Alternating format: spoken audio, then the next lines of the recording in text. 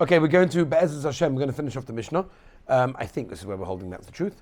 So if we're not, we'll excuse me. Once again, we're discussing all of the attributes of someone that is learning Torah lishma. Lishma meaning for the sake of learning Torah, because they love Torah and connect to Torah and want to understand Hashem's world, which is amazing. So what do they give him? All of the things we said until now. They revealed in the secrets of the Torah. I'm just going to finish it off and then we'll go through some things one by one. It becomes like an overflowing wellspring, an unceasing river. It becomes a very modest and long-suffering, and he forgives anyone that insults him. It makes him great and it raises him above everything else. So just a couple of things. Let's go through some of the things that we just said in the Mishnah.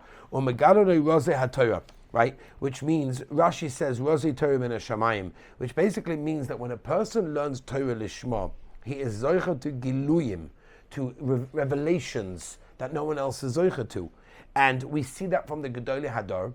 That I was actually zoicha last night, as you heard this morning.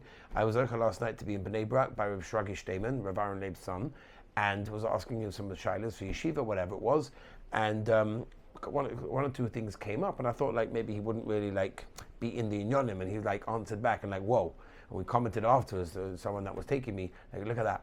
Like he totally is in the inyonim. He knows what's going on, even though like he doesn't read a newspaper, doesn't look at the news, no websites, no nothing, because Gedolim are zoicha to what the Mishnah says over here, and that is Rozei Torah, Megadon Rozei Torah. They get tremendous giluyim, and we find this over all the generations. We mentioned last time, remember the Chazon Ish as well, that the Chazon Ish was able to do incredible things. Reb Chaim Kanievsky in our generation, I mean, you know, we all know a million stories of people that went there and he said, don't do this or do that and learn that and that. Like, where did that come from? No one ever said this before. Like, he made up his own things, and the answer is he was Megala to him because he learned Torah Lishma. It was Megala to him tremendous secrets of the Torah.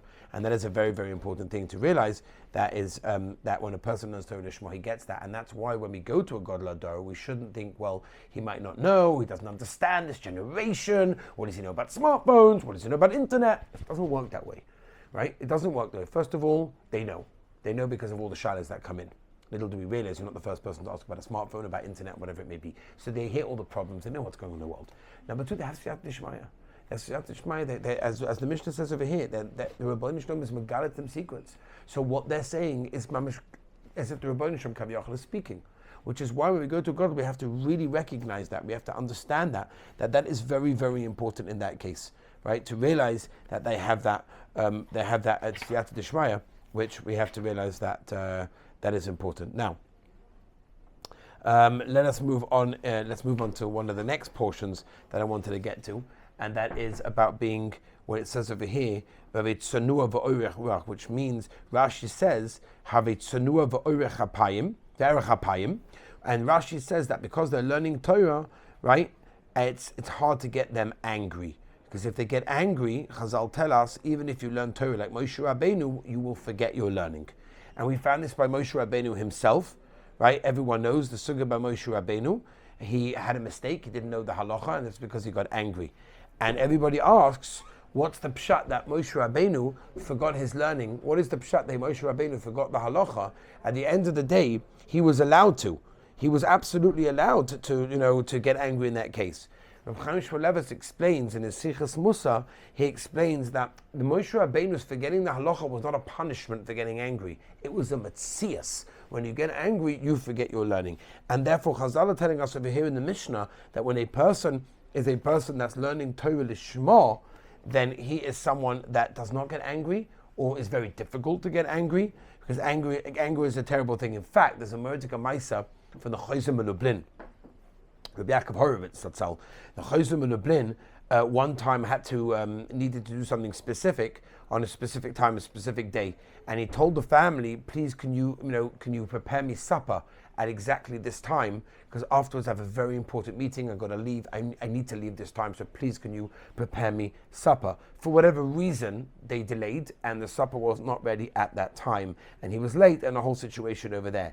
And he was very, very calm about it, And he said afterwards, like, really, I could have been angry, I should have been angry, I thought about being angry, whatever it was. But I thought to myself, the whole reason I got up in the morning to do my meetings, do what I have to do, is in order to serve Hashem. Well, Hashem told me not to get angry, so what's the difference between that and that? And that's why the Beis Avrom from Slonim, the Slonim Rebbe, explained that one time, there's a Mordecai Meister, the Slonim Rebbe one time on Erev Shabbos Hanukkah. It was Erev Shabbos, right before Shabbos, and it was Hanukkah. So he lit them, and it was about to light the menorah, and he done the wicks. There was a ganze avodah with the wicks, the wicks and the oil, and everything was set up and gorgeous. The Hasidim were there. It's a whole month. So he's about to light, and what happened was a little child, actually, his own son, Reb Shlomo David Yeshua, who was the Slonim Rebbe after he died and he was killed unfortunately in the Holocaust, he went past the menorah and smashed it down, and the whole thing went flying. And there was not enough time to get ready to relight it. So he didn't light on Erev Shabbos Hanukkah. Can you imagine such a thing? And he was calm as anything, and he was smiling when he explained as follows. And he said it like this. He said, the Rabbeinu Shalom told me to light candles. The Rabbeinu Shalom also told me not to get angry. And therefore, we don't have the right priorities sometimes, and it happens to all of us. And we've got to learn from this. We have to, we get angry about something, but like what? Your parents, for example, kids go back, paying us money, and you get angry because your parents are doing something wrong. 1 second, very nice, they're doing something wrong, which could be in Achamami, maybe they don't know, they forgot, whatever. You're lucky, you're sitting in yeshiva, you get to Chazor, you get to hear new things. They didn't maybe get that opportunity, whatever.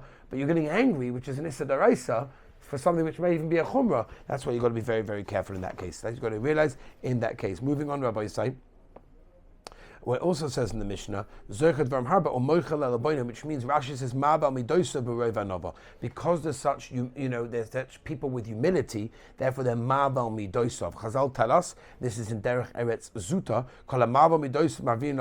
that means if you're ma'abal midosav, you sort of let go, right? You're not so makpid. And you're like, okay, fine, it'll be all right, whatever, you'll be mavata. Then they will, be moichal you for all your averas. The way you act is the way that it will be acted to you as well. In fact, there's a yid who has an apartment near my house. He wrote an incredible set of Sfarim called Stay Soifim. I think it's from Borough Park, if I'm not mistaken. Rav Friedman. He writes over there that he asked Rav Vosner Zatzal, how come he lived such a long life? Because he lived a long life. And Rav Vosner answered, my life, I was always ma'aval midosi. I was never makpid. And he said, and other things as well, but one thing he pointed out was I was all ma'aval midosi, and that's why it's always good for a person to do that, because if you do that, then Shemayim will also do the same thing, which is also very important for a person to realize that, the Shemayim will do the same thing if you do the same thing as well, which is extremely, extremely important. So Rabbi said, we do see from here the Gavaldige Yesod of Das Torah. We understand the idea of what people get when they actually follow the Torah and learn the Torah Lishma. And just to mention the idea of Das Torah Dastam is, I asked a Rav in America, an elderly man who's been a Rav for 50 to 60 years, I think already, and I said to him, do you see the difference in different balabatim? Like, why is it that some balabatim sort of are matzliach and some balabatim just fall off the face of the earth and just not matzliach?